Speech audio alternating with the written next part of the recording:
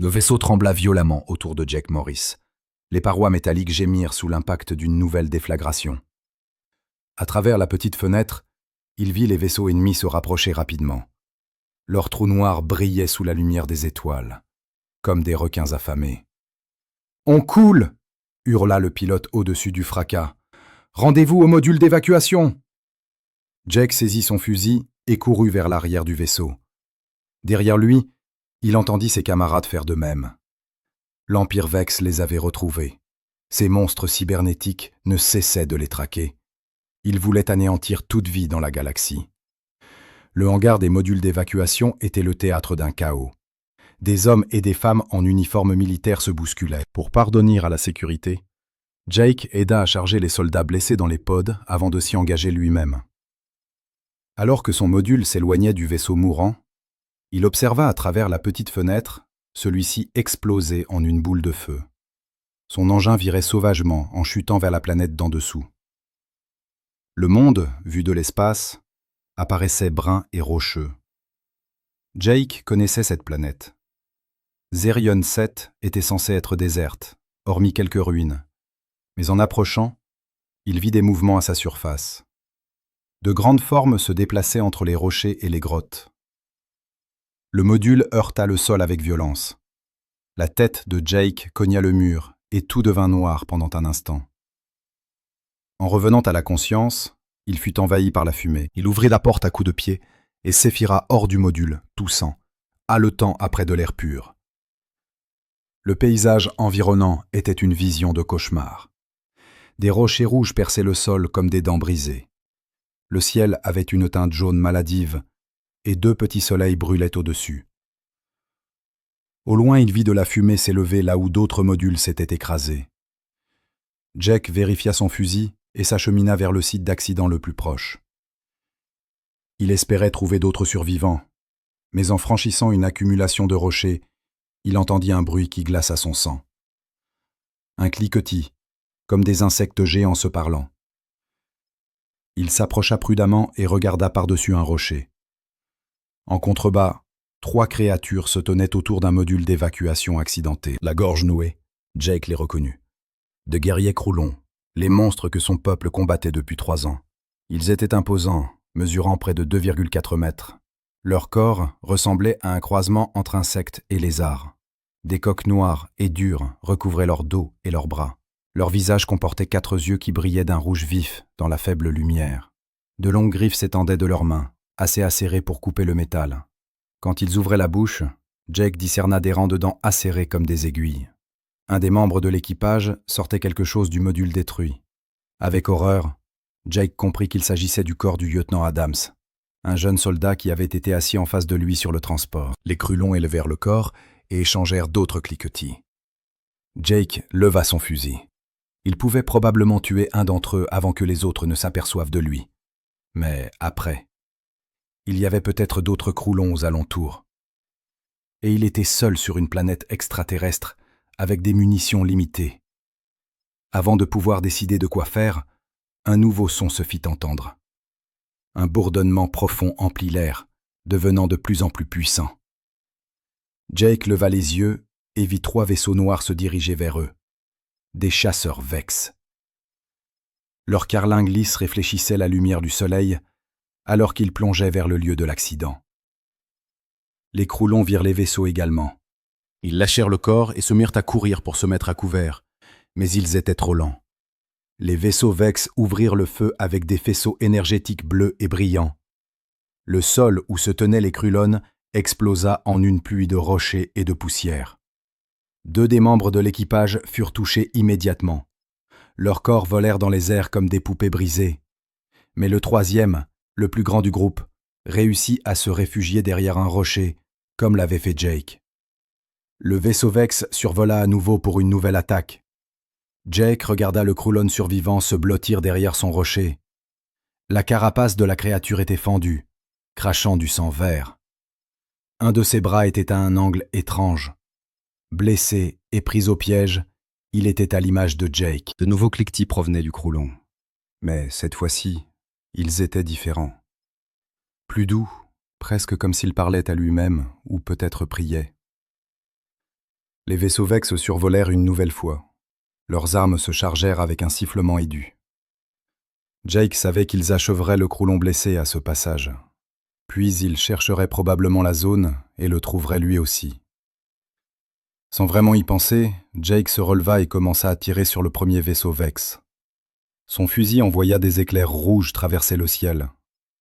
La plupart manquèrent, mais quelques-uns touchèrent la coque du vaisseau. Des étincelles jaillirent des points d'impact. Les vaisseaux Vex changèrent immédiatement de direction et se dirigèrent vers la position de Jake. Il avait attiré leur attention, mais il était maintenant en situation de grave danger. Il continua de tirer tout en courant, cherchant une meilleure couverture. Le Croulon blessé vit ce qui se passait. Pendant un instant, il fixa Jake de ses 4 yeux rouges, puis il fit quelque chose qui étonna complètement Jake. Il commença à tirer, lui aussi. L'arme du Croulon était différente du fusil de Jake. Elle tirait des éclairs verts qui semblaient dévorer ce qu'il touchait. L'un d'eux frappa l'aile d'un vaisseau Vex, et toute la section se désintégra. Le vaisseau vira hors de contrôle et s'écrasa sur le sol rocheux. Travaillant ensemble, Jake et l'équipage réussirent à repousser les 2 autres vaisseaux Vex. Ils s'envolèrent probablement pour aller chercher des renforts. Mais pour l'instant, le danger immédiat était passé. Jake s'approcha lentement du Croulon blessé. Son doigt restait sur la gâchette de son fusil. 3 ans de guerre lui avaient appris que ces créatures étaient l'ennemi. Ils avaient tué des milliers de soldats et de civils humains. Ils étaient censés être des monstres sans cœur qui ne comprenaient que la violence. Mais celui-ci l'avait aidé à combattre les Vex. Il lui avait sauvé la vie alors qu'il aurait pu simplement laisser les vaisseaux ennemis le tuer. Le Croulon s'appuyait contre un rocher, du sang vert s'écoulant de ses blessures. Il regarda Jake s'approcher, mais ne leva pas son arme. Quand Jake fut assez proche, la créature parla. Sa voix était grave et dure, comme du métal se frottant. Mais les mots étaient en anglais parfait. « Soldat humain, dit-elle, tu as aidé Théa à combattre les démons métalliques. Pourquoi ?» Jake arrêta de marcher. Il n'avait jamais entendu un Krulon parler sa langue auparavant. Les briefings militaires lui avaient dit qu'ils étaient trop primitifs pour apprendre la langue humaine. Mais celui-ci non seulement parlait anglais, mais il avait un nom, Texka. « Les Vex sont l'ennemi de tous, dit Jake avec prudence. Ils veulent nous tuer, humains et Krulon. Texka fit un son qui aurait pu être un rire. Parole de vérité, dit-elle. Les démons métalliques détruisent les frères de Texkas. Ils tuent beaucoup de leurs guerriers. Maintenant, les démons métalliques s'en prennent à toute vie dans le vide céleste. La créature avait du mal à se relever. Jake vit que ses blessures étaient graves. Sans soins médicaux, elle mourrait probablement bientôt. Il se retrouva à faire un pas en avant. « Tu es blessé, dit Jake. J'ai des fournitures médicales. » Les 4 yeux de Texka examinèrent Jake longuement. « L'humain aide le genre ennemi. Peut-être ne devons-nous plus être ennemis, répondit Jake. Pas quand nous avons des problèmes plus importants à régler. » Le guerrier Krulon hocha lentement la tête. C'était le début de quelque chose que ni l'une ni l'autre de leurs espèces n'avaient jamais imaginé auparavant. Jake passa l'heure suivante à soigner les blessures de Texka avec son kit médical. Le sang vert du Krulon était étrange à manipuler. Mais la biologie de la créature n'était pas si différente de celle d'un humain.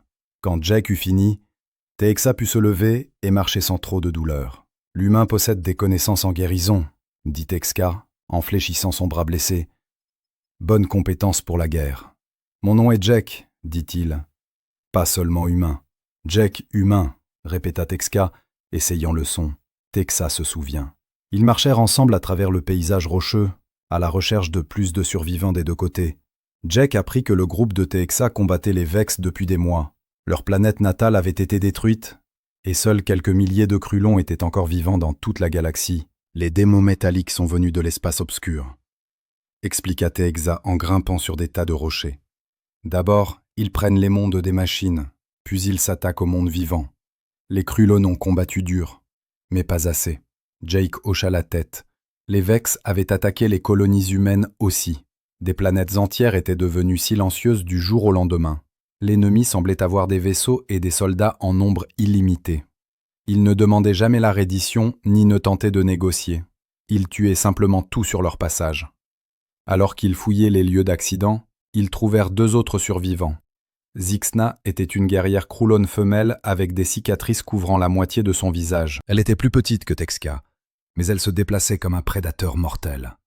Quand elle vit Jake, elle leva son arme et commença à cliquer avec colère vers Texka. « Elle veut me tuer », pensa Jake. « Zixna a perdu son compagnon à cause des armes humaines », expliqua Texka, avec beaucoup de colère dans son cœur. Mais Texa lui parla dans leur langue cliquetis pendant plusieurs minutes. Finalement, Zixna baissa son arme. Elle regardait toujours Jake avec une haine évidente, mais elle n'essaya pas de l'attaquer. Le 4e membre de leur groupe était Kethro, un jeune Krulon mâle qui semblait à peine assez âgé pour se battre. Sa carapace était encore tendre par endroits, révélant sa jeunesse. Mais il était rapide et vif, capable de se renseigner en avant et de détecter les dangers avant que quiconque ne les remarque. 4 guerriers contre une armée Vex, dit Texa lorsqu'ils campèrent cette nuit-là. Pas un bon nombre, accepta Jake. Ils devaient trouver plus de survivants ou trouver un moyen de quitter la planète, mais leurs équipements radio avaient été détruits dans les accidents et les Vex contrôlaient le ciel. Au cours des jours suivants, Jake apprit à se battre aux côtés des Krulon. Leur style de combat était très différent des tactiques humaines. Les guerriers Krulon comptaient sur leur armure naturelle et leurs griffes pour s'approcher de leurs ennemis. Ils étaient incroyablement forts et rapides, capables de déchirer le métal de leurs propres mains. Mais ils avaient aussi des faiblesses. La pensée Krulon était très directe et simple. Ils préféraient foncer sur leurs ennemis, plutôt que d'utiliser des stratagèmes ou des pièges ingénieux. Lorsque Jake proposa des approches plus originales à leurs problèmes, les Krulon semblèrent d'abord confus. « Pourquoi ne pas attaquer de front ?» demanda Kiss lorsque Jake suggéra de contourner une patrouille Vex. « Les guerriers manifestent leur force au combat ouvert, car il y a 20 d'entre eux et seulement 4 parmi nous, » expliqua Jake. « Parfois, la ruse est plus efficace que la force brute. » Le premier test de leur partenariat arriva lorsqu'ils aperçurent un convoi ravitaillement Vex traversant une vallée sous leur cachette. Jake compta 12 soldats ennemis et 3 véhicules de transport. L'équipe souhaitait foncer vers la pente et attaquer immédiatement. « Nous périrons », déclara fermement Jake. « Mais si nous travaillons ensemble, nous pourrons gagner. » Il leur montra comment organiser une embuscade. Zixna et Kethro se cacheraient d'un côté de la vallée, tandis que Jake et Tex prendraient l'autre. Lorsque le convoi atteindrait le milieu, Jake lancera des grenades pour semer la confusion parmi les ennemis. Puis l'équipe attaquerait des 2 côtés, tandis que les Vex seraient désorganisés. « Plan compliqué, dit Texa. Mais Jake, l'homme, est d'esprit vif. Nous tenterons la méthode humaine. » L'embuscade fonctionna à la perfection. Les grenades de Jake détruisirent l'un des véhicules de transport et dispersèrent les soldats Vex. Les Krulon, utilisant leur rapidité et leurs griffes, attaquèrent les ennemis désorientés. En quelques minutes, l'intégralité du convoi fut anéantie. La sagesse de la guerre humaine est forte, admit Zixna par la suite. Elle n'aimait toujours pas Jake, mais elle commençait à respecter ses capacités. 3 semaines s'écoulèrent.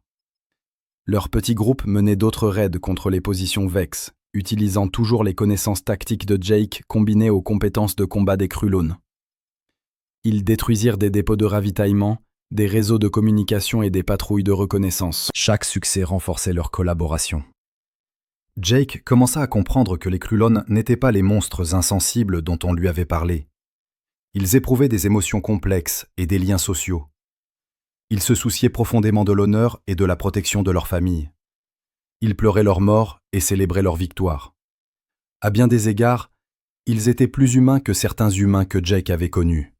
Un matin, alors qu'ils planifiaient un nouveau raid, ils entendirent le bruit de moteurs au-dessus. Mais ce n'étaient pas des vaisseaux Vex. Jake reconnut immédiatement le son. « Un transport humain », dit-il en désignant le ciel. Une navette militaire endommagée volait bas au-dessus du terrain accidenté. Jake vit des impacts de balles sur sa coque et de la fumée s'échappant d'un moteur. Le vaisseau cherchait un endroit pour atterrir. Jake saisit son lance-fusée de détresse et lança un signal rouge vif dans l'air. La navette changea de cap et se dirigea vers eux. Mais en se rapprochant, Jake vit des chasseurs Vex la poursuivre. Les vaisseaux ennemis tiraient sur la navette endommagée, tentant de la battre. « Nous devons les aider », dit Jake. Les 4 guerriers coururent vers le lieu d'atterrissage. La navette atterrit avec fracas. Son train d'atterrissage endommagé s'effondra à l'impact. Jake vit des soldats humains sortir des débris. L'une d'elles portait les galons de capitaine sur son uniforme. En voyant Jake approcher, son visage exprima du soulagement. « Dieu merci », dit-elle. « Je suis le capitaine Lisa Hayes. Nous flions les Vex depuis des jours. » Mais elle aperçut alors les 3 guerriers croulons derrière Jake. Son expression passa du soulagement à l'horreur. Elle leva son arme et la pointa sur Texa. « Éloignez-vous de ces créatures !» cria-t-elle. « Ce sont l'ennemi. »« Non !» dit rapidement Jake, se plaçant entre Lisa et les croulons. « Ils sont avec moi. Nous combattons les Vex ensemble. » Lisa le regarda comme s'il avait perdu la raison. « Ensemble, Jake, ce sont des croulons. Ils ont tué des milliers de nos semblables. Et nous avons tué des milliers des leurs, rétorqua Jake. Mais les Vex veulent tuer nous tous. Nous avons besoin les uns des autres pour survivre. » Derrière Lisa, les autres survivants humains pointèrent également leurs armes sur les Crulones. Ils étaient 8, tous des soldats de différentes unités. Ils semblaient fatigués et apeurés, mais prêts à se battre. Tex intervint, sa voix grave traversant le terrain rocailleux. Les soldats humains craignent les guerriers Crulones. La compréhension vient lentement, mais l'homme Jake dit la vérité. Les démons métalliques sont la mort pour toutes les espèces de vie. « Ils peuvent parler » murmura un des soldats. « Ils peuvent tous parler » dit Jake. « Et ils peuvent penser, planifier et ressentir tout comme nous. Je combats à leur côté depuis 3 semaines. Ils m'ont sauvé la vie. » Lisa baissa lentement son arme. Elle était une bonne officier, et Jake pouvait voir qu'elle analysait la situation. Les Vex étaient la menace immédiate. Les Croulons avaient aidé à les repousser. Et Jake, un soldat humain, plaidait pour ces extraterrestres. « C'est faux, » dit-elle finalement. « Mais nous sommes coincés sur cette planète avec des ressources limitées et aucun moyen d'appeler à l'aide. Si vous leur faites confiance, moi aussi, » dit fermement Jake. Lisa acquiesça. « Alors je suppose que nous sommes tous du même côté maintenant. » Elle regarda Texa et les autres Croulons. « Pouvez-vous me comprendre ?» Texa comprenait la langue humaine, répondit le chef Croulon. « Nous combattrons aux côtés de Lisa, l'homme, contre les démons métalliques. » C'était le début de quelque chose de plus grand. Humains et Croulons travaillant ensemble pour la première fois dans leur histoire. Mais Jake savait que le vrai test était encore à venir. Le groupe humain Crulon combiné travaillait ensemble depuis 2 semaines, lorsque la flotte principale Vex arriva. Jake était de service lorsqu'il vit les premiers vaisseaux sortir de l'hyperspace. Ils remplissaient le ciel comme une nuée d'insectes métalliques, occultant les soleils jaunes. « Tout le monde au poste !» hurla Jake dans sa radio. « Les Vex sont ici en force !» En quelques minutes, leur campement était emballé et prêt à se déplacer. Les 8 survivants humains et les 3 équipages étaient devenus une unité de combat efficace. Mais Jake savait qu'il ne pouvait pas affronter toute une armée Vex au combat ouvert. Le capitaine Lisa Hayes étudia les vaisseaux ennemis à travers ses jumelles. « Je compte au moins 50 navires, » dit-elle d'un ton grave. « Transport de troupes, chasseurs et croiseurs lourds. Ce n'est pas une patrouille, c'est une force d'invasion. » Tex utilisa son langage Crulon pour communiquer avec ses camarades. Puis s'adressant aux humains, « Les Crulons connaissent de profondes grottes dans les vieilles montagnes, un lieu sacré pour les anciens constructeurs de nids. On peut y cacher beaucoup de guerriers. »« À quelle distance ?» demanda Lisa. « Une marche de 2 jours à travers un labyrinthe de roches, » répondit Zixna. Son anglais s'était considérablement amélioré au cours des dernières semaines. Les machines Vex ne peuvent pas suivre dans des espaces étroits. Ils commencèrent à se déplacer immédiatement. Le terrain rocailleux de Xerion 7 offrait une certaine couverture, mais les Vex disposaient de capteurs avancés. 2 fois, ils durent se cacher dans des crevasses pendant que des vaisseaux de reconnaissance ennemis survolaient. Les vaisseaux extraterrestres évoluaient en formation parfaite, scrutant chaque pouce du sol en dessous. Le 2e jour de leur voyage, ils rencontrèrent d'autres survivants. un groupe de 6 Marines humains s'était caché dans un vaisseau de ravitaillement écrasé. Parmi eux se trouvait le sergent Mike Torres, un homme au visage dur et aux yeux froids. Il avait combattu les Krulons pendant 2 ans avant le début de l'invasion Vex. Lorsqu'il vit Jake travailler avec les guerriers extraterrestres, son visage se contracta de dégoût. « C'est affreux, dit-il à Lisa. Nous sommes censés être des soldats, pas des amants d'aliens. La situation a changé, répondit fermement Lisa. Les Vex sont l'ennemi de tous maintenant. Rien n'a changé, rétorqua Torres. Ces créatures restent des monstres. Elles ont tué toute ma section sur Centauri Prime. Elles les ont déchirés avec leurs griffes pendant qu'ils criaient à l'aide. Jake vit la douleur dans les yeux de Torres. La guerre avait blessé tout le monde. Les 2 camps avaient perdu des amis et des familles. Les 2 camps avaient des raisons de haïr. Mais la haine n'allait pas les aider à survivre maintenant. Tex sembla comprendre la colère de Torres. Le chef Krulon s'approcha du sergent avec précaution, en se déplaçant lentement pour montrer qu'il ne voulait pas de conflit. Le soldat humain a perdu ses frères du nid aux griffes des Krulons. Fex dit qu'il comprend la douleur et la colère. Beaucoup de guerriers Krulons ont été perdus face aux armes à feu humaines. La guerre apporte la mort à tous. « Ne me parle pas de monstres, grogna Torres. Je sais ce que vous êtes. » Mais certains des autres marines étaient curieux des Krulons. Ils posèrent des questions sur leur planète natale et leur culture. Keith, le jeune éclaireur Krulon, était particulièrement désireux de raconter des histoires. Il leur parla des grandes villes que son peuple avait construites et des magnifiques jardins de cristaux qu'ils avaient cultivés. Les constructeurs Krulons ont bâti des tours célestes qui touchaient les nuages, remplies de bassins lumineux et de chambres musicales, expliqua Ctro pendant leur marche. Mais les démons métalliques les ont brûlés. Il ne restait que des cendres et des cristaux brisés. Les soldats humains commencèrent à percevoir les Krulons différemment. Ce n'étaient pas des bêtes sans intelligence. Ils étaient des réfugiés comme les humains. Ils avaient aussi perdu leur foyer et leur famille. Cette nuit-là, ils atteignirent l'entrée des cavernes antiques. L'ouverture était cachée derrière une cascade qui tombait de hautes falaises au-dessus. La cascade les conduisit dans une immense salle souterraine. Jake n'avait jamais rien vu de semblable. Les parois de la grotte étaient couvertes de sculptures complexes qui semblaient briller de leur propre lumière intérieure. De curieux symboles et dessins racontaient des histoires, de l'histoire des Krulons remontant à des milliers d'années. Des formations cristallines pendaient au plafond, comme des étoiles gelées. Lieu sacré des premiers constructeurs de nids, expliqua Zixna, où la race Krulon a appris à penser, à parler et à rêver. Mais tandis que Jake étudiait les peintures rupestres plus attentivement, il fit une découverte troublante. Certaines des gravures plus récentes montraient des événements de la récente guerre entre humains et Krulons, et l'histoire qu'elles racontaient était très différente de ce qu'on avait appris à Jake. Sur les peintures, les humains étaient montrés attaquant des colonies pacifiques des Krulons. Les vaisseaux humains bombardaient les cités Krulons depuis l'orbite, tandis que les familles s'enfuyaient dans la terreur. Les images montraient des soldats humains tuant des enfants Krulons et détruisant leurs jardins de cristal. « Impossible », dit Jake en désignant les peintures. « Les humains n'attaquent pas les civils. » Les Krulons avaient déclenché la guerre en envahissant nos colonies. Texa soupira tristement. Jake Hume avait été manipulé par les dirigeants. Le peuple Krulon avait subi la même tromperie. Les 2 camps avaient menti pour exacerber la haine guerrière. Lisa regardait les peintures, son horreur grandissant. « Mon Dieu, si c'est vrai, alors nous avons combattu pour de mauvaises raisons. »« Pas tout à fait faux, » dit Zixna.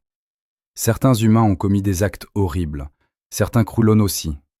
La guerre transforme les bonnes personnes en monstres, mais tous ne deviennent pas des monstres. » Pendant les jours suivants, Jake découvrit la véritable histoire du conflit entre humains et Krulons.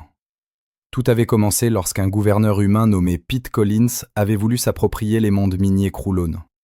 Il avait attaqué en premier, se servant de mensonges sur l'agression Krulon pour justifier ses actes. Les Krulons avaient riposté pour se défendre, et la guerre s'était intensifiée et brutalement aggravée avec chaque bataille. Les 2 camps avaient commis des atrocités. Les 2 camps avaient des machines de propagande qui dépeignaient l'ennemi comme des monstres inhumains. Les soldats comme Jake avaient été informés qu'ils combattaient pour protéger la civilisation humaine. Les guerriers Croulons avaient été informés qu'ils défendaient leur espèce de l'extinction. La vérité était plus complexe. Certains humains étaient bons, certains étaient mauvais, certains suivaient simplement les ordres. Il en était de même pour les Croulons. Les véritables monstres n'étaient pas les espèces extraterrestres. C'était la haine et la peur qui incitaient les différents peuples à se combattre plutôt qu'à collaborer. Mais Torres refusait d'accepter cette réalité. Le sergent devint de plus en plus amer au fil des jours. Il refusa de coopérer avec les Croulons et tenta de convaincre d'autres Marines de se retourner contre eux. « Ils nous mentent », déclara Torres lors d'une dispute animée. « Ils utilisent leur technique mentale pour nous faire compatir pour eux. Ces créatures sont des tueurs nés. Ils se retourneront contre nous dès qu'ils en auront l'occasion. »« Vous vous trompez », répliqua Jake. « J'ai combattu aux côtés des Croulons. Ils m'ont sauvé la vie à plusieurs reprises. »« Alors vous êtes un traître, » dit Torres froidement. Une honte à l'uniforme. La situation empira lorsque des forces Vex découvrirent leur cachette. Les troupes ennemies commencèrent à explorer les grottes extérieures, se rapprochant de leur position chaque jour. Le groupe humano-Croulon était piégé profondément sous terre, avec des provisions limitées. Jake remarqua que Torres passait beaucoup de temps seul, conversant avec son communicateur personnel. Interrogé à ce sujet, le sergent affirma qu'il essayait de contacter des forces humaines pour obtenir du secours, mais quelque chose dans son comportement rendait Jake suspect. Une nuit, Jake suivit Torres dans une zone reculée du système de grotte. Il observa avec horreur le sergent contacter des forces Vex en surface. Torres leur fournissait des informations détaillées sur la disposition des grottes et l'emplacement des survivants. « Oui, je peux vous les conduire directement », chuchota Torres dans son communicateur. « Mais j'exige des garanties. Un passage sûr hors de cette roche pour moi et tout humain voulant partir. » La voix Vex à l'autre bout du fil était froide et mécanique. « Votre espèce aura l'occasion de servir. Ceux qui coopèrent seront préservés. Ceux qui résisteront seront éliminés. »« Qu'en est-il des extraterrestres ?» demanda Torres. « Tous les Croulons seront éliminés. Ils ne servent à rien. » Jake se sentait mal. Torres était prêt à sacrifier les guerriers Croulons qui les avaient tous sauvés. Le sergent envisageait de trahir des alliés qui avaient combattu et souffert aux côtés des siens. Mais avant que Jake ne puisse l'arrêter, Torres remarqua qu'il était observé. Le sergent se retourna, arme à la main. « Eh bien, dit Torres avec un sourire cruel. L'amoureux des extraterrestres veut jouer au espion. Désolé, Jake, je ne peux pas te laisser gâcher ça. » Torres leva son fusil pour tirer, mais Jake était plus rapide. Il se jeta sur le côté, tandis que la décharge d'énergie sifflait à côté de sa tête. L'explosion résonna dans les grottes, alertant tout le monde du danger. En quelques secondes, humains et Croulons accoururent vers les coups de feu. Ils trouvèrent Jake et Torres s'affrontant corps à corps dans le tunnel étroit. Le sergent était fort, mais Jake était désespéré. Il réussit à lui arracher le communicateur des mains avant d'être projeté contre le mur de la grotte. « Il travaille avec les Vex !» hurla Jake en se relevant. « Il leur a dit où nous sommes. » Lisa ramassa le communicateur tombé. La voix Vex résonnait toujours, fournissant des coordonnées pour l'attaque. Son visage pâlit lorsqu'elle réalisa ce qui se passait. « Sale traître !» dit-elle à Torres. Torres rit amèrement. « J'ai trahi les extraterrestres. Il y a une différence. Les humains peuvent encore survivre si nous sommes intelligents. Les Croulons sont nos alliés, dit Lisa fermement. Les Croulons sont des monstres, cracha Torres. Et quiconque s'allie au monstre est aussi un monstre. Avant que quiconque ne puisse l'arrêter, Torres activa un dispositif de signalement caché. De brillantes fusées éclairèrent l'entrée de la grotte, marquant leur emplacement précis pour les forces Vex. La trahison était consommée. L'attaque Vex se produisit quelques heures après le signal de Torres. Jake entendait le bruit de leurs pas lourds résonner dans les grottes extérieures, alors que les soldats ennemis avançaient plus profondément dans le sanctuaire Croulon. Le cliquetis métallique de leurs parties cybernétiques se mélangeait au bruit de leurs équipements de balayage. « Combien ?» chuchota Lisa en vérifiant son arme. « Au moins 30, répondit Jake, écoutant les bruits. « Peut-être plus, ils se dispersent pour couvrir tous les tunnels. » Texa rassembla ses frères Krulon dans un coin de la salle principale. Ils échangèrent des clics rapides dans leur langue maternelle, planifiant leur défense. Mais Jake pouvait voir la tristesse dans leurs yeux rouges brillants. Le lieu sacré de leurs ancêtres était sur le point de devenir un champ de bataille. « On pourrait se rendre », suggéra le caporal Andy Bell, l'un des jeunes Marines. « Peut-être qu'on pourrait négocier un accord. »« Pas d'accord avec les Vex, » dit fermement Zixna. « Les démons métalliques ne comprennent que la mort. Ils tueront toute vie ici. » Torres se tenait à l'écart du groupe, ses mains liées derrière le dos. Même maintenant, il ne montre aucun regret pour ce qu'il a fait. « Vous êtes tous morts de toute façon, dit-il. Au moins, j'ai essayé de sauver quelques vies humaines en sacrifiant d'autres. Ce n'est pas sauver des vies, c'est simplement choisir qui meurt. » Les premiers soldats Vex apparurent à l'entrée de la salle. Ce sont de hautes figures minces, vêtues d'une armure noire et d'un plan cybernétique. Leurs visages étaient cachés derrière des visières rouges brillantes qui scrutaient constamment les cibles. Chacun portait un fusil à énergie capable de percer la roche solide. « Forme de vie organique détectée », annonça le soldat Vex principal d'une voix mécanique. « Préparez-vous à la neutralisation. » La bataille éclata immédiatement. Jack et les marines humains se sont mis à couvert derrière les formations cristallines, tandis que les Krulons chargeaient en rugissant de bataille. La grotte antique résonnait du bruit des armes à énergie et du fracas de la pierre brisée. Ktro fut le premier à tomber. Le jeune éclaireur Krulon tenta d'utiliser sa vitesse pour se rapprocher des soldats Vex, mais leur système de visée était trop précis. 3 coups d'énergie le frappèrent au torse et il s'effondra près de l'entrée de la grotte. Sa peau douce, qui révélait encore sa jeunesse, était brûlée et fumait. Zixna cria de douleur. La guerrière avait noué des liens avec le jeune éclaireur pendant leurs temps ensemble. Elle combattit encore plus farouchement, fauchant 2 soldats Vex avec ses griffes avant d'être elle-même touchée. Jake regarda ses amis extraterrestres tomber et sentit la rage s'accumuler en lui. Ce n'étaient pas des monstres qui mouraient, c'étaient des personnes courageuses qui avaient eu confiance en lui et combattu à ses côtés. Et maintenant, elles payaient le prix de la trahison de Torres. D'autres soldats Vex affluèrent dans la salle. Leur supériorité numérique et leurs armes de pointe submergèrent les défenseurs. Jake vit le caporal Bell être pris à découvert et abattu par le feu ennemi. Le jeune marine était impatient de rentrer chez lui pour voir sa copine. Maintenant, il ne partira jamais de cette grotte. « Nous devons nous replier !» cria Lisa au-dessus du bruit de la bataille. « Nous devons nous replier vers les tunnels plus profonds. » Mais alors qu'il se repliait, Jake réalisa quelque chose de terrible. Les Vex ne cherchaient pas seulement à les tuer rapidement. Ils infligeaient des blessures aux survivants à l'arrière de la grotte, les poussant dans un piège. Un nouvel écho résonna dans les grottes, plus fort et plus dominant que les autres soldats.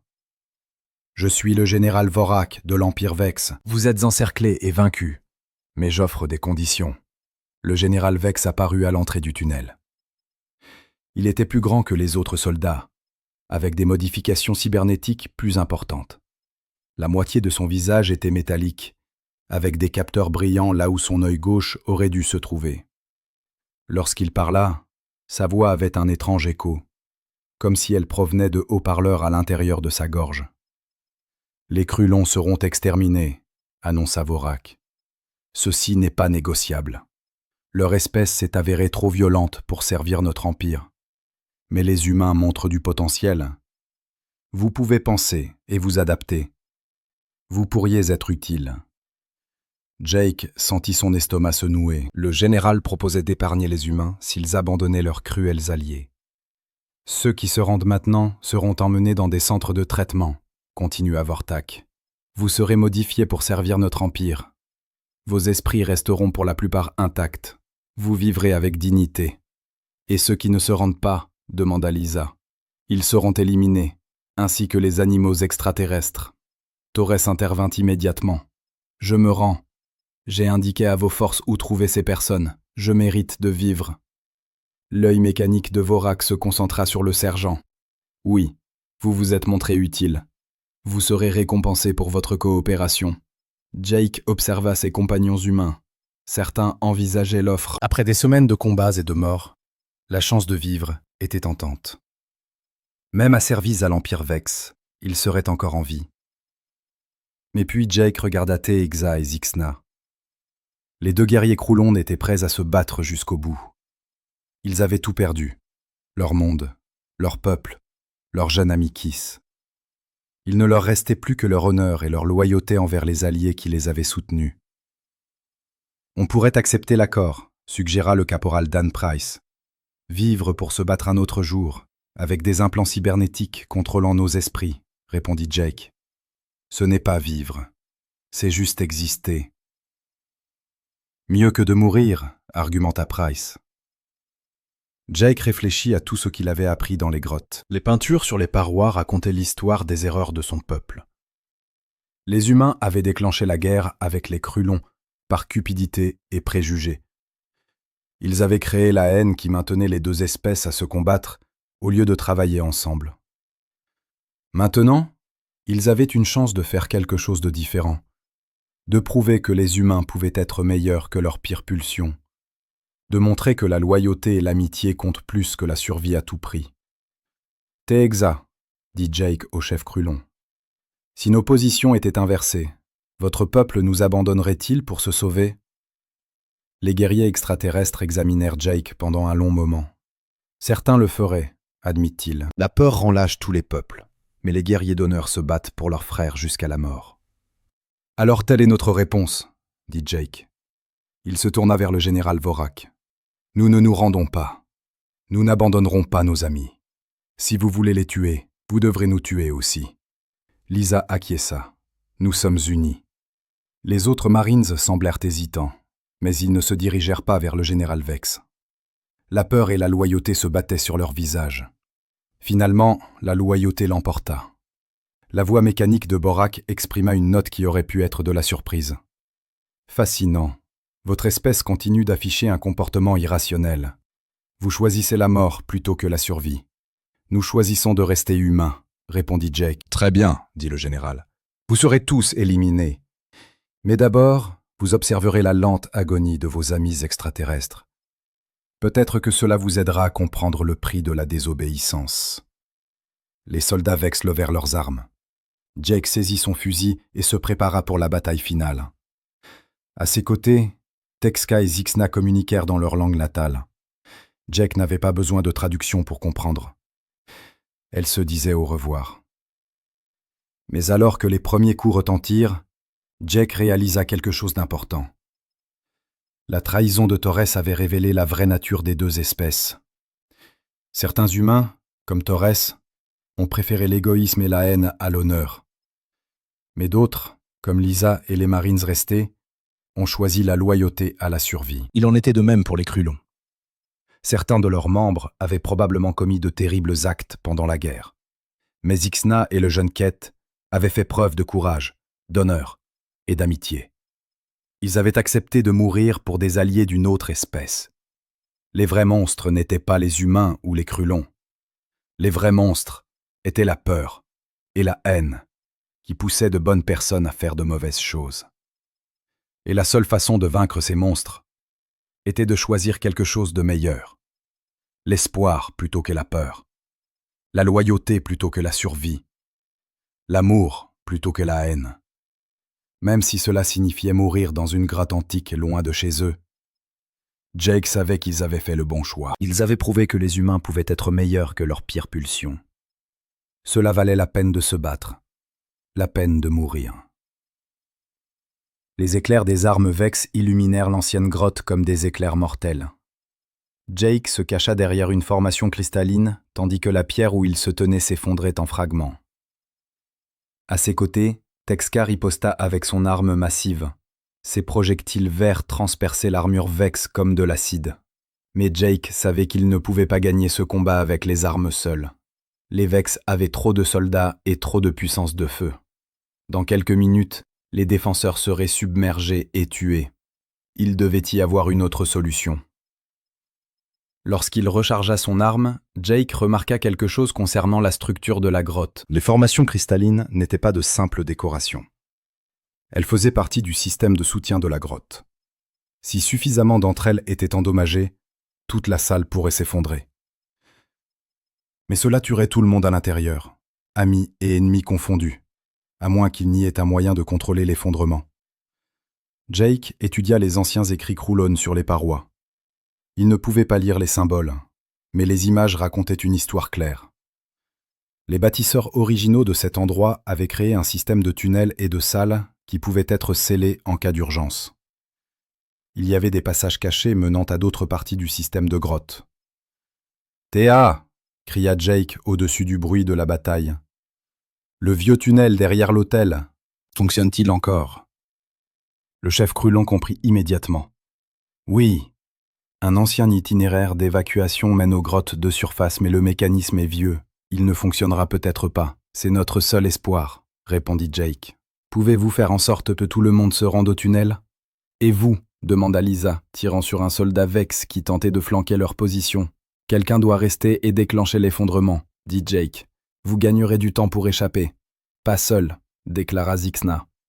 La guerrière Krulon avait été blessée lors du premier échange de tirs, mais elle combattait toujours. Zixna reste avec Jake humain. L'honneur l'exige.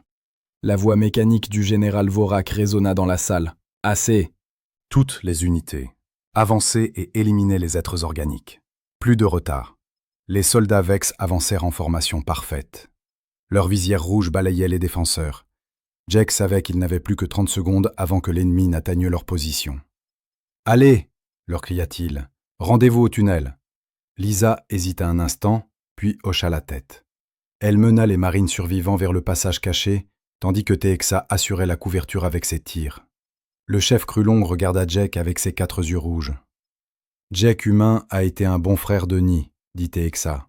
« Le genre Krulon se souviendra de lui. »« Vous nous souvenez-vous aussi, » répondit Jake, jetant un coup d'œil à Zixna. La guerrière avait pris position pour garder l'entrée du tunnel, ses griffes déployées et prêtes pour le combat rapproché.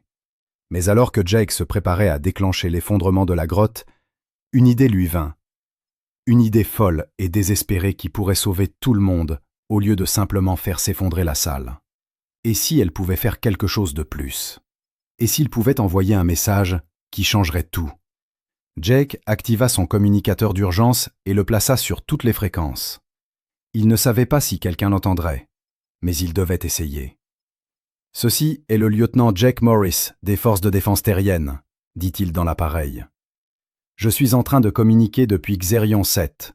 Je veux que tout le monde sache ce qui s'est réellement passé ici. » Les soldats Vex approchaient de plus en plus. Des éclairs d'énergie s'échappaient de Jake, tandis qu'il continuait de parler. Pendant 3 ans, les humains et les Krulons se sont écharpés. Nous pensions qu'ils étaient des monstres. Ils pensaient que nous étions des monstres. Mais nous avions tort. Les vrais monstres sont ceux qui nous font nous battre au lieu de travailler ensemble. Zixna lança un cri de guerre et attaqua les Vex qui avançaient. Ses griffes déchirèrent l'armure des premiers soldats, mais d'autres arrivaient derrière lui. Elle se battait avec le courage désespéré de quelqu'un qui savait qu'elle allait mourir. « J'ai combattu aux côtés de guerriers Krulon pendant des semaines, » continua Jake. « Ils ne sont pas des monstres, ils sont courageux et honorables.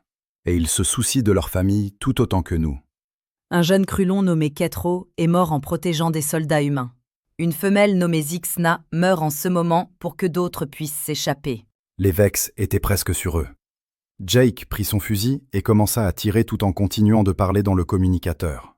Les Vex veulent nous tuer, humains et Krulons. Ils veulent anéantir toute vie dans la galaxie. La seule façon de les arrêter est de travailler ensemble, de voir au-delà de nos différences et de nous rappeler ce qui nous rend tous semblables. Le général Vorak s'était avancé au premier rang de ses troupes.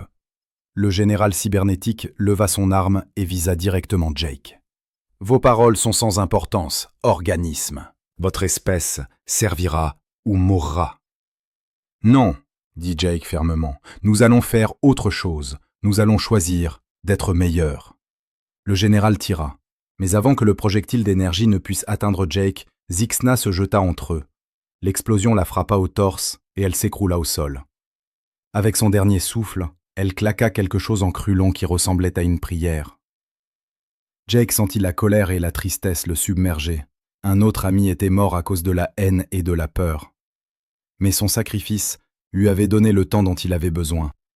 Il activa l'ancien mécanisme d'effondrement de la grotte et se jeta vers le tunnel caché.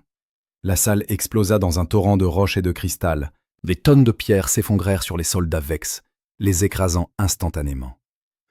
Le dernier cri du général Vorak fut coupé par l'effondrement du plafond au-dessus de lui. Jake atteignit à peine le tunnel avant que l'entrée ne soit scellée par les débris. Il rampa dans le passage étroit, suivant le bruit de ses compagnons survivants qui le précédaient. Derrière lui, le sanctuaire Croulon antique fut enseveli pour toujours. Ils émergèrent d'une ouverture secrète dans une grotte située de l'autre côté de la montagne. Le soleil couchant teignait le paysage rocheux d'orangé et de rouge. Jake compta les survivants. Lisa et 2 Marines étaient indemnes. Tex, blessé, était cependant capable de marcher. C'était tout ce qu'il restait de leur groupe. « Quelqu'un a-t-il entendu la diffusion » demanda Jake. « Je ne sais pas » répondit Lisa. Les Vex avaient probablement brouillé la plupart des communications, mais peut-être que certaines parties s'étaient fait passer. Le lendemain, la réponse vint. Des vaisseaux commencèrent à se positionner en orbite autour de Xerion 7. Mais ce n'étaient pas des navires Vex. Les flottes humaines et Croulon avaient toutes deux reçu la transmission de Jake, et ces paroles avaient déclenché quelque chose d'inattendu. Le capitaine Amy Foster, commandant du cuirassé humain Liberty, devait attaquer la flotte Croulon à son arrivée. Au lieu de cela, elle ouvrit les communications avec les navires extraterrestres. « Je suis le capitaine Foster des forces de défense terrestre », transmit-elle. « Nous avons entendu parler de ce qui s'est passé à la surface. Des humains et des Krulones combattant ensemble contre les Vex. Peut-être est-il temps d'essayer la même chose ici. » Le chef de guerre Croulon, Nexor, répondit immédiatement. Les guerriers Croulon discernent la vérité dans les paroles humaines. Les démons métalliques sont des ennemis de toute vie. La flotte Croulon rejoint la flotte humaine pour un grand combat. Ce qui suivit fut la première opération militaire conjointe humano-Croulon de l'histoire. Les flottes combinées attaquèrent la force d'invasion Vex avec un effet dévastateur. Les navires ennemis, conçus pour combattre des espèces individuelles, ne purent faire face à la coordination entre la technologie humaine et la tactique des équipages. Jake observa la bataille depuis la surface de la planète. Les explosions illuminèrent le ciel, tandis que les navires Vex étaient détruits un par un. La force d'invasion qui semblait invincible était déchirée par des alliés qui n'étaient que des ennemis quelques jours auparavant. Mais la vraie victoire ne se situait pas dans l'espace. Elle se trouvait dans le cœur et l'esprit des personnes qui avaient entendu le message de Jake. Sur les mondes humains et Krulon, les citoyens exigèrent la fin de la guerre futile. Ils avaient entendu parler de braves soldats des deux espèces mourant pour se protéger mutuellement. Ils voulaient ce genre de coopération au lieu de nouveaux conflits. Torres fut retrouvé vivant dans la grotte effondrée, protégé par sa position près du mur arrière. Il fut arrêté par les forces humaines arrivées. Pendant son procès, il resta impénitent. « Vous êtes tous des imbéciles, dit-il. Travailler avec des extraterrestres, c'est contre nature. Cela va à l'encontre de tout ce que les humains représentent. » Non, répondit Jake depuis le banc des témoins. Ce qui est contre nature, c'est de choisir la haine au lieu de l'espoir. Ce qui est contraire à la nature humaine, c'est de refuser de voir le bien chez les autres. Torres fut reconnu coupable de trahison et condamné à la prison à perpétuité. Mais Jake ne trouva aucune satisfaction dans sa punition. Le sergent était aussi une victime, à sa manière, une victime de la peur et de la haine que la guerre avait engendrée. La vraie punition pour Torres fut de voir le monde changer autour de lui. Des ingénieurs humains et Krulon commencèrent à collaborer pour reconstruire les mondes endommagés par la guerre. Des équipes médicales des deux espèces partagèrent leurs connaissances pour soigner les soldats blessés. Des enfants qui avaient grandi en apprenant à haïr les monstres extraterrestres jouaient désormais avec de jeunes Krulons dans des écoles intégrées. Jake fut promu au grade de major et nommé premier ambassadeur humain auprès de la Confédération Krulon. Il travailla avec un représentant des Krulons nommé à un poste similaire par son peuple. Ensemble, ils établirent la première colonie humano-Krulon commune sur Xerion 7, érigée sur les ruines de l'ancien système de grottes. La colonie devint un symbole de ce que les deux espèces pouvaient accomplir lorsqu'elles travaillaient ensemble. La créativité humaine combinée à la force Krulon créa des technologies et des formes artistiques que ni l'une ni l'autre n'auraient pu développer seules. Les jardins de cristal qui poussaient autour de la colonie étaient plus beaux que tout ce que chacune des espèces avait créé indépendamment. Des années plus tard, Jake, devenu un vieil homme, s'asseyait souvent dans ces jardins pour se souvenir des amis qu'il avait perdus. Catro, le jeune éclaireur qui avait rêvé de reconstruire les villes de son peuple. Zixna, la guerrière impitoyable qui s'était sacrifiée pour que d'autres puissent y vivre. Le soldat Bell, qui souhaitait simplement rentrer chez lui, auprès de sa petite amie. Tous étaient morts à cause de la peur et de la haine. Mais leur mort n'avait pas été inutile.